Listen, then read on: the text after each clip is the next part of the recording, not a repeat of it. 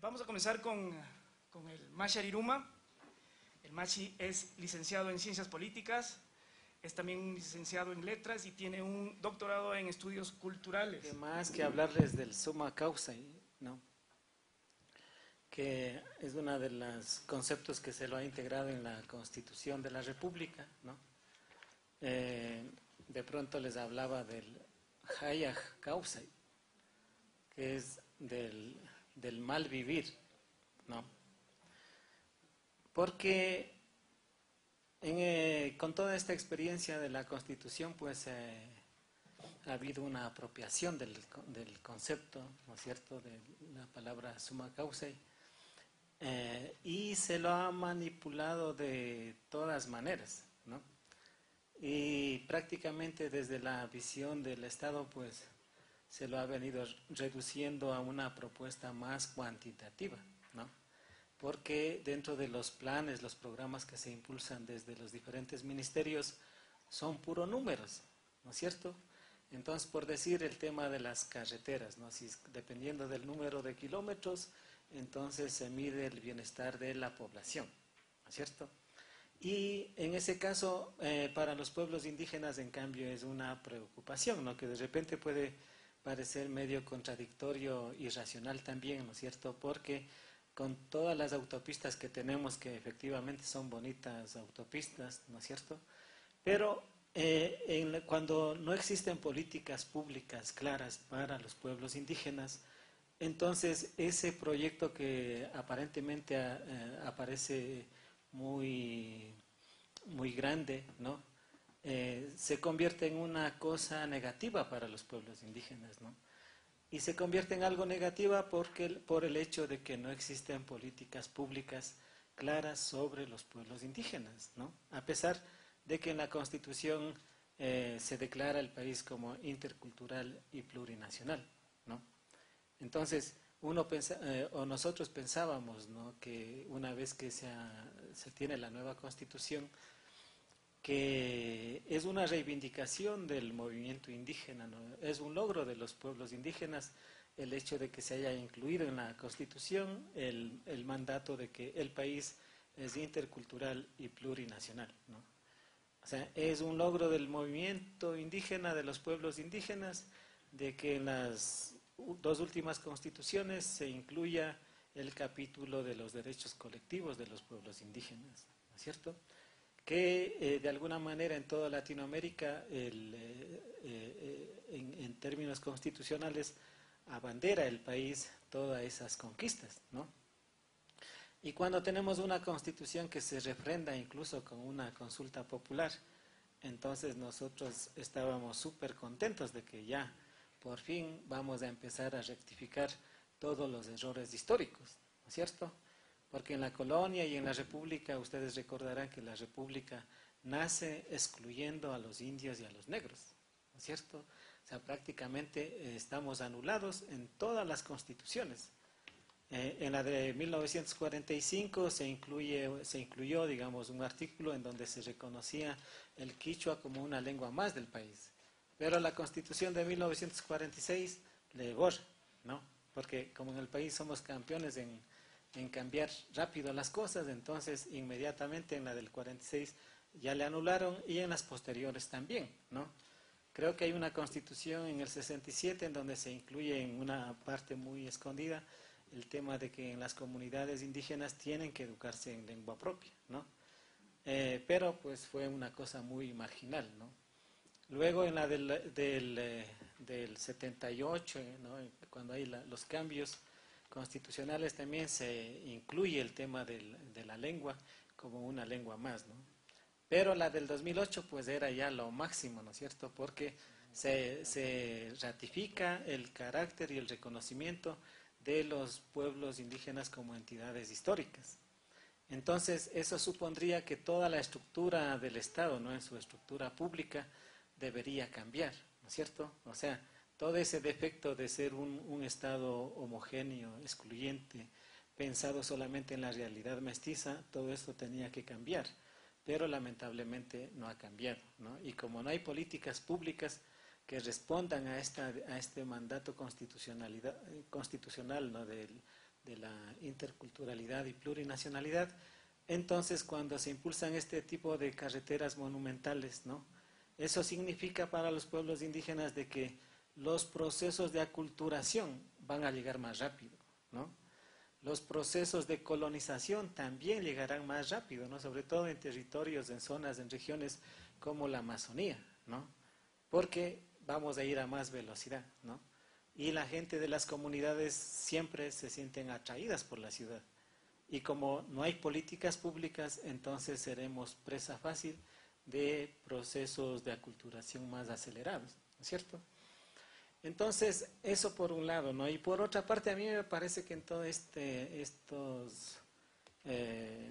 en estas reflexiones que se vienen haciendo sobre el tema del summa causa, ¿no? Siempre va a ser difícil el forzar, ¿no? Esta propuesta, sobre todo cuando este concepto del summa causa tiene su matriz, ¿no? Su referente dentro de lo que es el ayllu, ¿no? El sistema de vida comunitario, ¿no es cierto? Entonces, por un lado, digamos, el concepto, si es que lo queremos calzar dentro de un sistema capitalista, ¿no? Que contradice totalmente al sentido de comunidad, ¿no? Porque el ayllu, digamos, no es que, digamos, además de significar familia, el ayllu es un sistema de organización social, ¿no? De organización política, que caracterizó, digamos, a todo lo que fue la organización del Tahuantinsuyo, ¿no? Lo que, digamos, define el sistema de organización de las comunidades en los Andes, ¿no? Entonces, el ayllu implica, digamos, un sistema de vida comunitario, ¿no? Y siendo comunitario, pues entonces toda su filosofía, su pensamiento de cómo debe ser el ayllu, se caracteriza por este sentido de comunidad, ¿no? En donde todos, digamos, tenemos los mismos derechos, las mismas obligaciones, y por eso es que en el mundo andino está muy presente todos estos principios de la reciprocidad, ¿no? De la equidad, del equilibrio, ¿no es cierto? Pero esto del summa causa y puede funcionar dentro de un sistema comunitario, ¿no? En donde no, digamos, está ausente el sentido de competencia, ¿no? Este sentido de competencia que en cambio es muy propio del sistema capitalista, ¿no es cierto? Porque nosotros vivimos en medio de un sistema capitalista. Entonces, cuando en este sistema capitalista, digamos, el eje de pensamiento, ¿no? Lo que nos guía y nos domina es la competencia permanente entre nosotros. Entonces, entre nosotros, por la misma manera de cómo está concebido el sistema, prácticamente nos vamos convirtiendo en depredadores de nosotros mismos, ¿no? Porque somos afectados individualmente y también colectivamente, ¿no es cierto? Porque individualmente nos vamos consumiendo por el hecho de que no estamos contentos con nosotros mismos y estamos en una permanente lucha y competencia con los demás, ¿no es cierto? O sea, con el vecino, con nuestro compañero, estamos en una competencia permanente de poder tener más o de tener más poder, ¿no es cierto? Y dentro de la sociedad mismo también, digamos, los grupos de poder, los grupos hegemónicos también están en una lucha, en una competencia permanente, ¿no? De ir, de captar más poder, ¿no es cierto? Entonces, pero esa situación en cambio no se da en lo que es el sistema del ayllu, lo que es la comunidad, ¿no? Que afortunadamente hasta ahora podemos encontrar muchos elementos de estas formas de vida, ¿no? En las comunidades, ¿no? Por ejemplo, aquí cerca nomás, ¿no? En Otavalo, en el cantón Cotacachi, hay una comunidad que se llama Santa Bárbara, ¿no? Es una comunidad bien interesante porque a base de hacer un trabajo mancomunado, ¿no?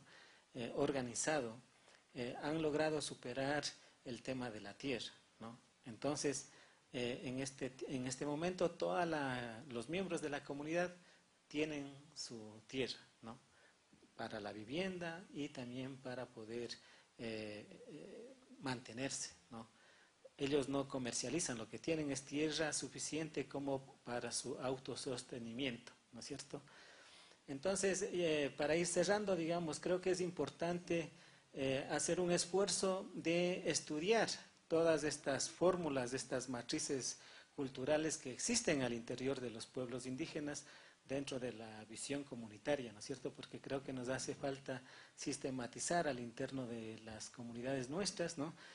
Todo ese pensamiento, esa filosofía de vida que existe en la comunidad, ¿no? Por ejemplo, el tratar de entender cómo se construye el ser, el sujeto en el mundo andino, ¿no?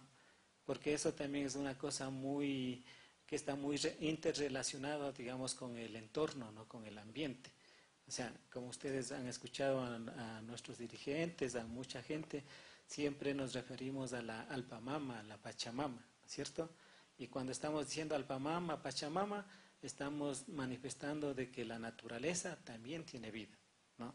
Y que por lo tanto, o sea, la idea de ser depredadores de la naturaleza, eso antes por lo menos era muy difícil que esté presente en las comunidades, ¿no? Porque hay siempre una idea de convivencia, de armonía con el entorno, ¿no? Entonces el sujeto también se construye comprendiendo el entorno. Entonces todos esos elementos de cómo entendemos el espacio en relación a la vida nuestra como sujetos, no como personas, es importante estudiarlo, ¿no?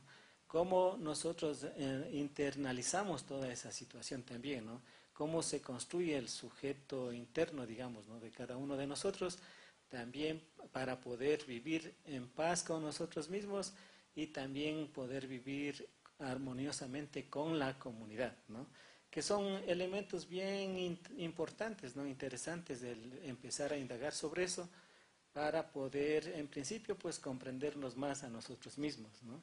Y por otra parte también para poder compartir con la sociedad en general estas otras formas de vivir, ¿no? Porque probablemente, por decir, si nuestras comunidades viven sin estrés, ya es bastante, ¿no es cierto? Entonces, y si las sociedades urbanas cada vez viven más estresadas, y si conocen nuestras formas de trabajar también, ¿no? De cómo intervenir en esta situación, entonces eso sería saludable también para la sociedad que está viviendo en las ciudades, ¿no? Entonces creo que desde las comunidades hay muchas cosas que se puede contribuir, ¿no? Lo que necesitamos es que nuestra misma población y también los amigos de las comunidades hagamos un estudio adecuado y sobre todo tratando de comprender el tema de qué mismo implica el Ayllu y cómo se organiza desde el Ayllu la vida de la comunidad, ¿no? Gracias. Santiago es licenciado en Historia, es también magíster en Historia Latinoamericana y tiene un doctorado en Estudios Culturales Latinoamericanos, es profesor aquí en la universidad en el programa de doctorado, igual que Ariruma. Por favor, Santiago. La posibilidad de una entrada plural a pensar el buen vivir, el summa causae, es decir, por la opción de situar buenos vivires, ¿cierto? Así, una entrada plural que nos pueda hacer pensar en refundar, revisar, visionar de nuevo las opciones interculturales. Entonces, el buen vivir, yo lo asumo en este diálogo, era lo que le comentaba Ramiro, como un territorio vitalista que nos corresponde a todos, un territorio epistémico, político, ¿no? Ético, que insiste en la vida, en la pluralidad y en lo colectivo, ¿no? Entonces, desde ese punto de vista, pues la impronta intercultural es fundamental, me parece a mí, para entender esto de los buenos vivires y en ese diálogo intercultural, cuáles serían los consensos básicos que nos permiten comenzar a imaginar en colectivo algo distinto, algo que vaya más allá del modelo civilizatorio depredador, como decía el Machi, en el cual estamos inscritos. Y claro, desde el punto de vista afrodiaspórico, yo creo que resulta saludable señalar algunos elementos centrales diferenciadores, ¿no? Diferenciadores, pero que no significan cerrazón, ¿no?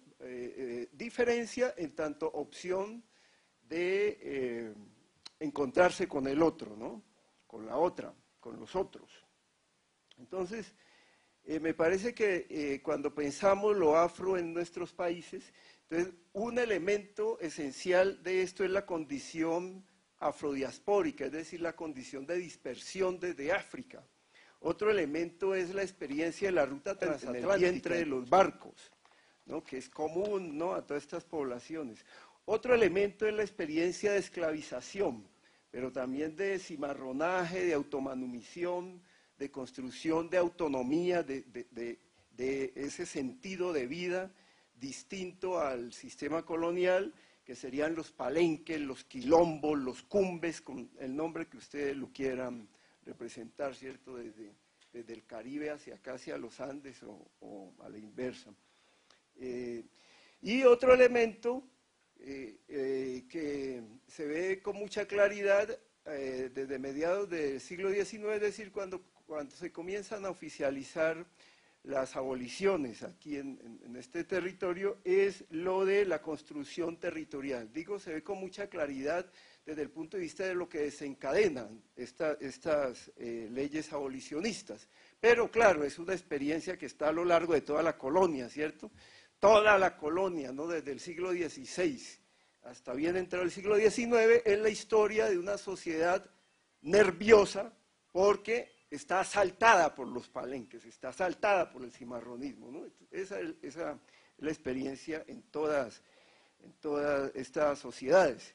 Entonces, claro, desde el punto de vista de la mentalidad colectiva tenemos que entender esa beta como constitutiva del aporte afrodiaspórico a la liberación, a la impugnación del sistema colonial. Y tenemos que entender entonces la experiencia de cimarronajes y automanumisión, ¿no? Ya sea por la compra o por cesión por gracia, ¿cierto? O ya sea por el cimarronaje. Estos poblados libres, palenques o quilombos los tenemos que entender entonces como expresión concreta, material de esos buenos vivires, ¿cierto? Que de hecho desestabilizaron el sistema colonial.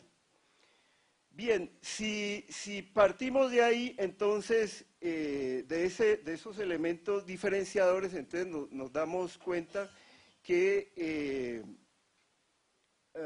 encontramos rasgos comunes en cuanto a estos grupos etnizados, ¿no? Ya sea convertidos en indígenas homogéneamente o convertidos en negros, ¿cierto? Entonces, una insistencia en lo colectivo, ¿no? Los palenques, los cumbes, los procesos de cimarronajes insisten en la construcción de lo colectivo. Y hay una insistencia entonces, territorios colectivos con base en derechos colectivos. Y hay una insistencia entonces también en el caso de la experiencia afrodiaspórica, traumático porque les toca inventarse la familia aquí, ¿cierto? Distinto a la experiencia hispana, ¿no? Donde vemos a lo largo del siglo XVI, sobre todo siglo XVII, que comienzan a emigrar, ¿no? Familias desde la península ibérica y luego de manera un poco más amplia, digamos, ahí en el Mediterráneo. Pero la experiencia afrodiaspórica toca la invención y la construcción de la familia aquí, porque llegan piezas separadas, ¿cierto? Como piezas de indias, pues como se les denominaba.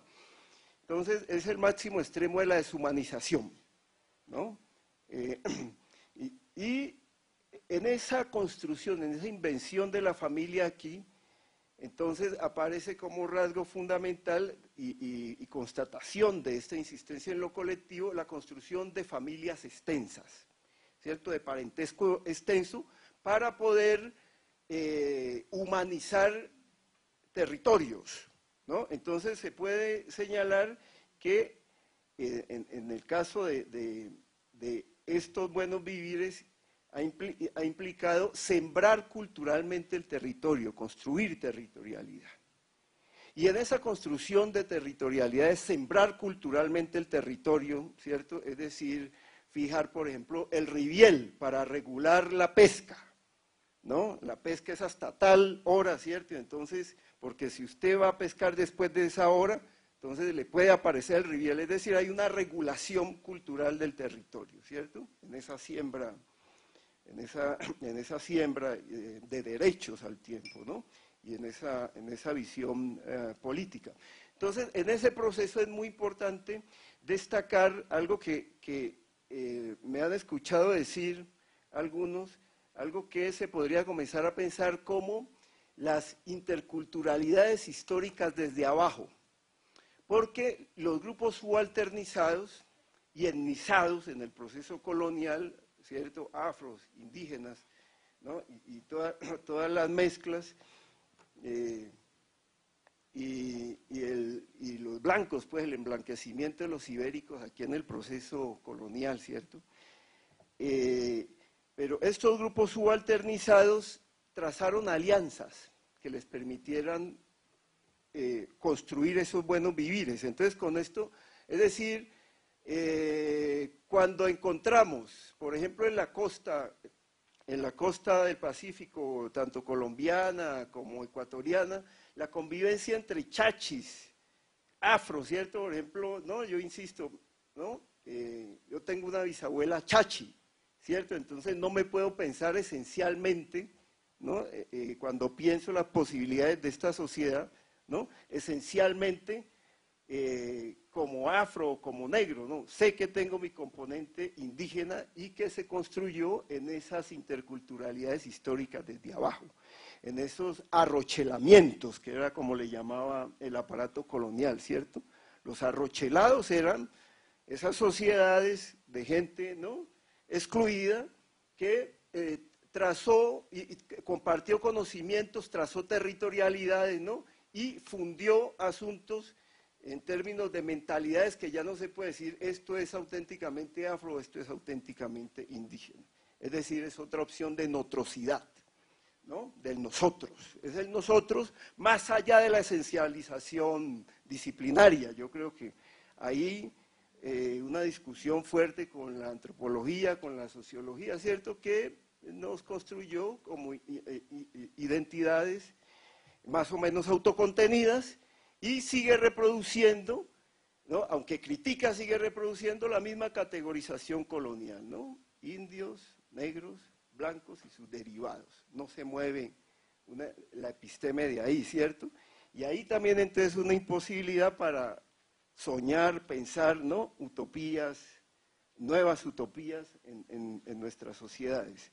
Pues bien, si eso está claro, esto de las interculturalidades históricas desde abajo que implicarían desesencializar, ¿no? Desesencializar las narrativas de las ciencias sociales, las narrativas de la clasificación social de las ciencias sociales. Entonces ahí pues, digamos, la posibilidad de, si quisiéramos seguir repitiendo eso, entonces tal vez seríamos indianizados, ennegrecidos y emblanquecidos, tal vez, ¿cierto? ¿No? Si desde esta posición crítica siguiéramos en esa opción de reproducir, cuando menos tendríamos que comenzar a adjetivar nuestros sustantivos, ¿cierto? Tendríamos que moverlos para politizarlos un poco más. Si eso está claro, entonces, yo creo que ya podemos comenzar a pensar de que en la experiencia afroindígena y en todas las misturas que hay ahí, se puede dar cuenta de una política pública colectiva vitalista, ¿no? Una política pública que la podemos ver, si ustedes quieren, perdónenme el anacronismo, la podemos ver desde la colonia, ¿cierto?, ¿no? Construyendo una política pública colectiva vitalista más allá del sistema colonial, o en la república la podemos ver, ¿cierto? Es una política comunitaria, política de vida comunitaria, más allá de los estados modernos, ¿no? Y esto está soportado entonces en algo que podemos comenzar a pensar como un compromiso ancestral, ¿cierto? Todos estos grupos que hoy vemos luchando en el planeta por derechos de la naturaleza, por conservación de territorio con base en su experiencia colonial, están soportados en una idea de compromiso ancestral, que para el caso, ¿no?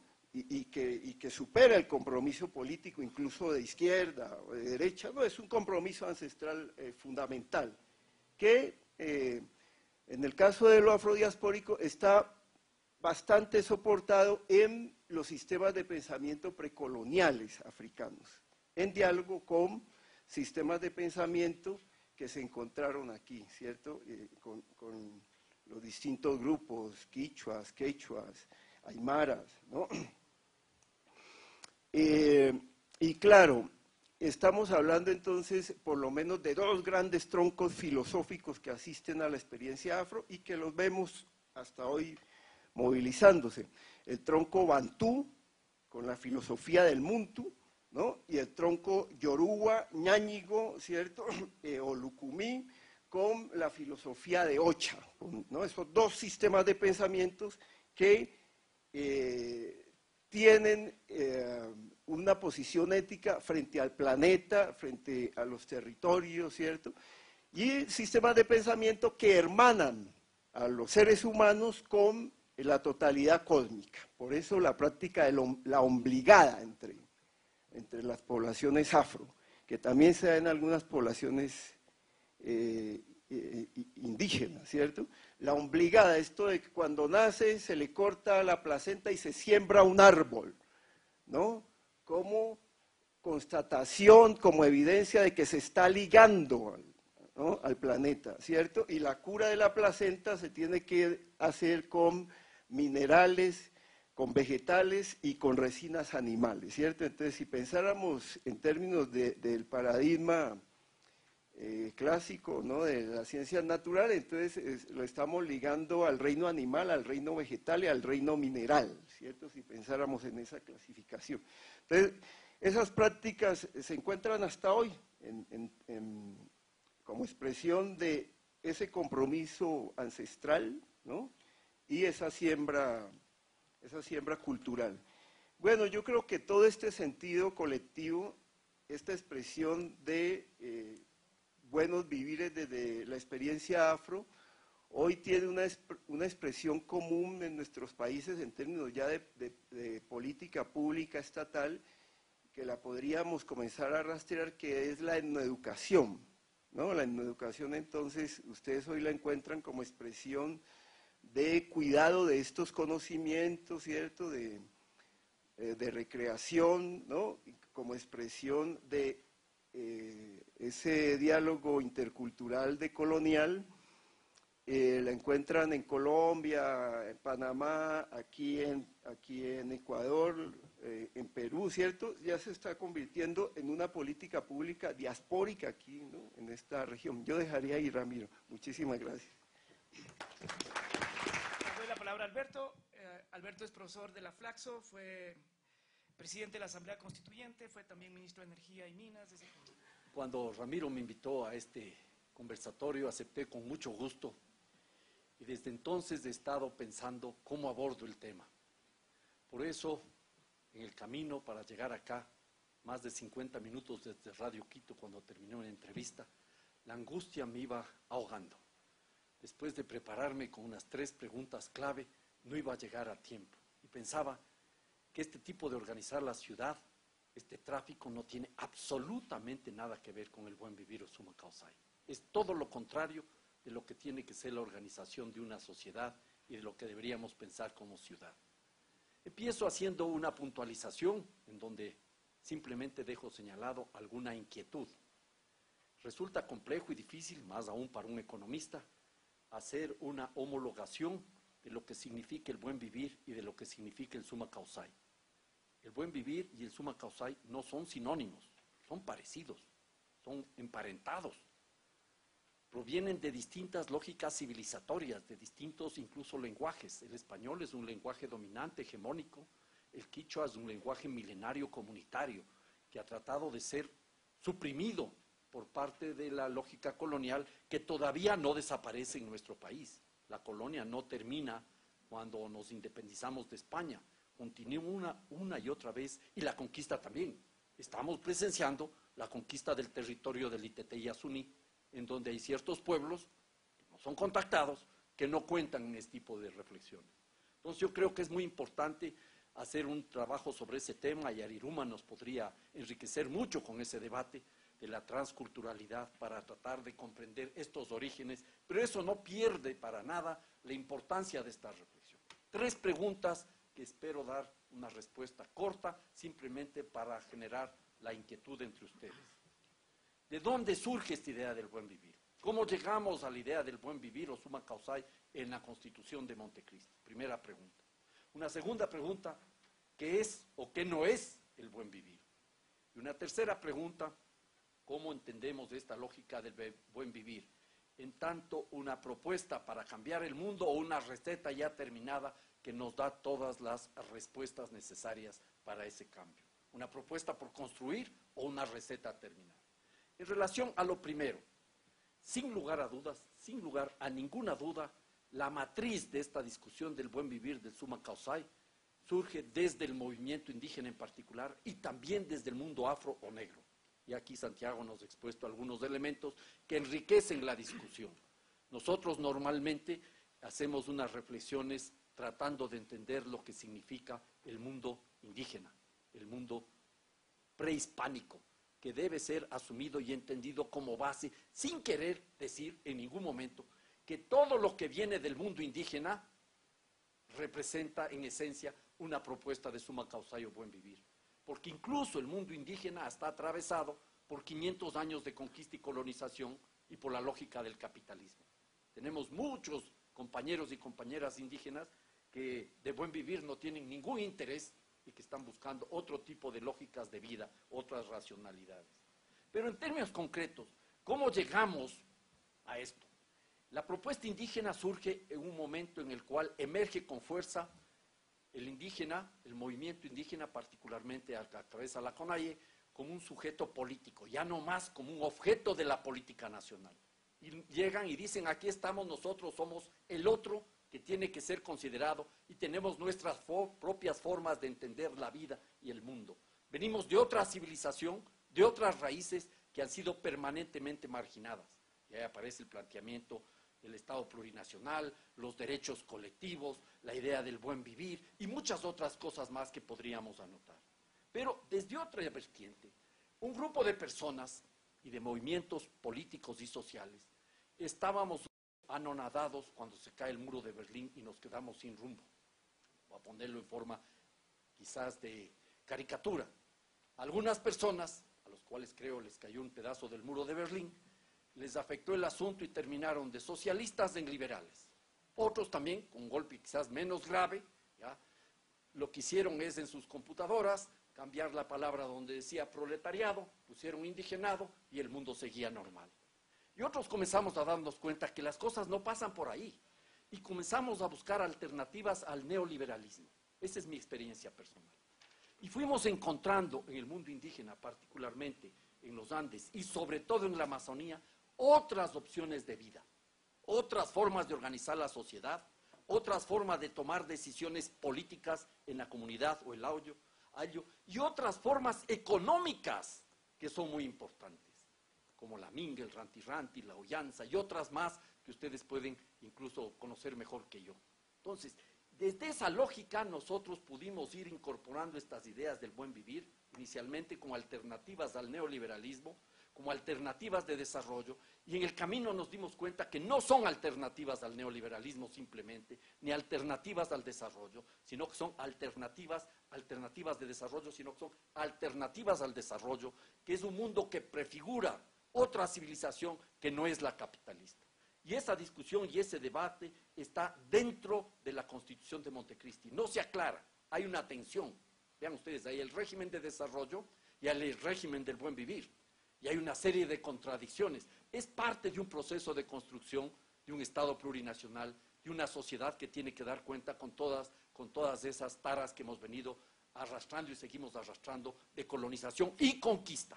Punto 1. Punto 2. ¿Qué es o qué no es el buen vivir? Empecemos por lo que no es. No es una propuesta académica. Es cierto que yo he trabajado en ese tema, he escrito algo en ese tema, pero yo no soy inventor de nada. Yo trato de leer, y a veces leo mal, la realidad del mundo indígena y estoy aprendiendo también algo del mundo afro o del mundo negro. Esto no es una propuesta académica, no es simplemente una propuesta política, es mucho más que eso. No es que recién vamos a ver lo que es el buen vivir. El buen vivir estaba ya ahí antes, gracias a la emergencia del movimiento indígena y a la crisis que se produce cuando se está hundiendo el esquema neoliberal que parece que quiere volver a la carga. Nosotros buscábamos alternativas y comenzamos a encontrarnos con realidades que habían sido sistemáticamente ocultadas, marginadas y perseguidas. El quichua era prohibido muchas épocas. Los niños indígenas no podían hablar quichua, se les pegaba, se les perseguía. Había el intento de blanquear la sociedad ecuatoriana. ¿Cuántas veces tratamos en la historia de la República en traer colonizadores blancos, disculpen el término, para mejorar la raza? Les puedo dar muchos ejemplos de eso, ¿ya? Entonces, en ese ocultamiento no afloraban estas experiencias. El buen vivir, el summa causai, en las comunidades, en distintas comunidades, no necesariamente en todas, están presentes con sus experiencias, con sus valores, con sus cosmovisiones. No sé si hablar de filosofía, porque la filosofía viene de otra civilización diferente a la que sería el buen vivir, e inclusive con una multiplicidad de prácticas que nosotros recién estamos comenzando a estudiar y a analizar.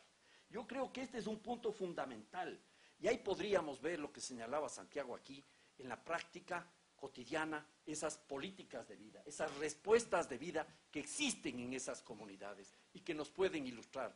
He conocido experiencias de gente en algunas comunidades que no hablan del summa causai, no hablan siquiera del alli causai, que es otra forma de expresar en la Amazonía, pero su práctica de vida, sus experiencias comunitarias en lo económico tienen que ver con el buen vivir. La mencionada minga, el ranti-ranti, la ollanza, la uniguya y otras tantas posibilidades. Y entonces ahí se nos abre la puerta para plantearnos elementos que nos permitan construir opciones diferentes de organizar la vida, no solo en el mundo indígena y afro, sino en el resto de las sociedades. Y con eso terminaré explicando algunas experiencias que van mucho más allá de la realidad nacional. Pero aquí hay temas que yo creo que hay que resaltar. No hay el tiempo para eso, pero cómo comenzamos a pensar la organización de la sociedad, de la economía particularmente, desde los principios básicos, algunos ya los mencionó aquí Ariruma, la reciprocidad, la integralidad, la complementariedad, la relacionalidad. No sé si la solidaridad es también un principio propio de este mundo o es un principio adicional que se le puede incorporar. No hay la visión binaria, eso es una visión típica de nuestro mundo occidental. En el mundo indígena no hay esa visión binaria, y lo importante, diría yo, para cerrar esta segunda pregunta, dejando algunos cabos sueltos justamente para el conversatorio, es que hay que comenzar a pensar la vida, no solo desde el mundo indígena, hago hincapié, desde lo comunitario y desde una relación en armonía con la naturaleza. ¿Cómo construimos sujetos pensándonos como parte de la comunidad? No es que se niegue el individuo, pero el individuo solo, esa visión liberal del Robinson Crusoe, no existe en ninguna parte, ni siquiera en el mundo capitalista, por más que el individualismo se nos está forzando permanentemente. Entonces, recuperar lo comunitario creo que es uno de los primeros elementos fundamentales del buen vivir. Complejo y difícil, pero ¿cómo lo hacemos en las ciudades? En el campo es relativamente más fácil. Y luego viene el otro tema, ¿cómo restablecemos una relación de armonía con la naturaleza? ¿Cómo suspendemos esta visión que tenemos desde hace mucho tiempo atrás de verle a la naturaleza simplemente como un objeto de explotación? Y por eso en la Constitución de Montecristi se habla de sujeto de derechos, que es una cuestión fundamental. Pero eso no proviene necesariamente desde el mundo indígena, porque en el mundo indígena, dentro de la lógica de la integralidad, de la relacionalidad, todo tiene que ver con todo. Han entendido perfectamente los indígenas y también los afros, que son naturaleza, ni siquiera que son parte de la naturaleza, son naturaleza. Ese es el gran reto que tenemos entre manos. ¿Cómo creamos condiciones para vivir en comunidad sin negar las individualidades? ¿Y cómo establecemos relaciones de armonía con la naturaleza? Un intento burdo de definición simplemente para tener un elemento de discusión. Entonces, el buen vivir sería la búsqueda de la vida en armonía, del ser humano consigo mismo, del ser humano con los miembros de la comunidad, de comunidades en armonía con las otras comunidades, de pueblos y naciones, y de individuos y de comunidades viviendo en armonía con la naturaleza. Ahí se nos abre entonces una posición muy interesante, que es cómo asumimos una postura ética frente a lo comunitario y a la naturaleza en línea con lo que señalaba Santiago. Un último punto, la tercera pregunta, esto de que si hay o no receta. No, no hay receta, definitivamente no hay receta. Si alguien quiere encontrar todas las respuestas, está perdido, y además ese es el principio del fin, de pensar el buen vivir como una oportunidad para construir algo diferente. A mí me aterra la idea de los manuales. Yo vengo desde el mundo de la izquierda, donde teníamos manuales para todo. Todavía guardo en casa uno de los manuales de economía política de Nikitin, y entonces había que ver en la página tal la respuesta para tal problema. No, no. El rato que aparezcan los manuales nos olvidamos de construir algo. Simplemente vamos a reproducir lo que algún iluminado nos inspira o nos dice o nos impone, sea en los sábados o en cualquier otro día de la semana. Entonces, el buen vivir, y aquí sí es importante lo que dijo Santiago, buenos vivires. Yo anotaría buenos convivires. Como dice un vasco boliviano o un boliviano vasco, Javier Albó, él habla de buenos convivires. No hay un solo buen vivir, hay muchos buenos vivires, buenos convivires. Convivires del ser humano consigo mismo, con la naturaleza, con la comunidad. Y esos buenos convivires nos abren la puerta a una amplia discusión.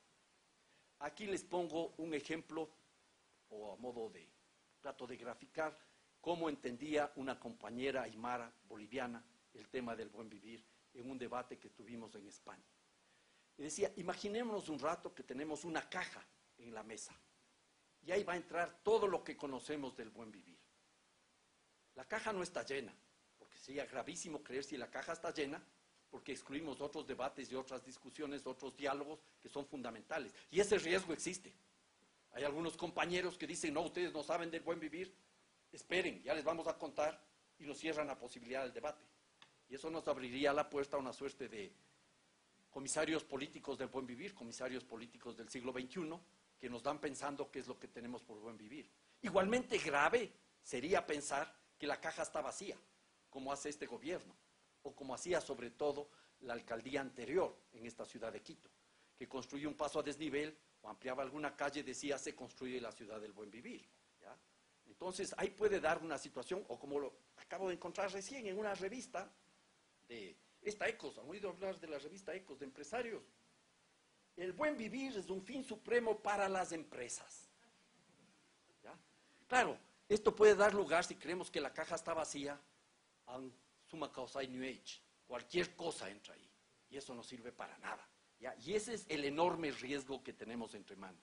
La tarea es recuperar todas esas experiencias del mundo indígena, del mundo afro y de otras regiones para construir y reconstruir otra forma de vida en el planeta. ¿Ya? Ese es el punto de partida y es muy interesante. Este debate se está ampliando mucho más de lo que nosotros nos imaginamos fuera del país. Apenas se acabó la Asamblea Constituyente, a los pocos meses ya hubo un seminario en España, claro, patrocinado por un tipo genial como José María Tortosa, un español, un sociólogo brillante, que nos decía, summa causai aprendiendo del sur. Y mucha gente de España iba a escuchar qué es lo que habíamos puesto en nuestras constituciones de Ecuador y de Bolivia. Luego esto se fue ampliando. Estuve recién, hace un año en Alemania, discutiendo el tema del buen vivir y me encontré con un pequeño poblado, una población pequeña, donde hay el mayor desempleo este rato en Alemania, 18%, que es muchísimo para el país más rico, en Castro-Rauxel. Y había todo un programa del buen vivir desde la ciudad patrocinado por el municipio. En la ciudad de Colonia, una ciudad grande, hay el Día del Buen Vivir para aprender, tratar de aprender cuáles son esas prácticas y experiencias de vida del mundo andino y del mundo amazónico. Y el asunto es mucho más rico e interesante. Ya señalaba aquí, Santiago, la cuestión esta del Ubuntu, ¿ya? El OSHA es la otra. Lo que ustedes llaman armonías. Es muy interesante, por ejemplo, conversar con el maestro Juan García, este esmeraldeño genial, que les puede cambiar la vida conversando con él. Habla otro mundo, ¿ya? Desde el mundo afro o desde el mundo negro. Pero hay otras experiencias más interesantes. En la India, el Swadeshi de Gandhi, la civilización de la selva de la que habla Vandana Shiva, el Esbaraj, que no me acuerdo el nombre del que plantea esto, en Corea del Sur, en el norte también, el Samsen, o lo que habla un señor fantástico, un filósofo de origen argelino francés, la sobriedad feliz, un señor que se llama Pierre Rabhi. Esto nos lleva entonces a abrir la puerta al debate y a la discusión. Nosotros tenemos la gran oportunidad de recuperar nuestros ancestros, nuestros valores y de enriquecerlos con una gran discusión. No cerrar la puerta, hay que abrir la puerta a la discusión a partir de principios básicos que tienen que garantizar la vida de todos y de todas con dignidad, sin excepción, porque el buen vivir es para todos o todas, o no es buen vivir, y el del respeto y de la armonía con la naturaleza. Muchas gracias.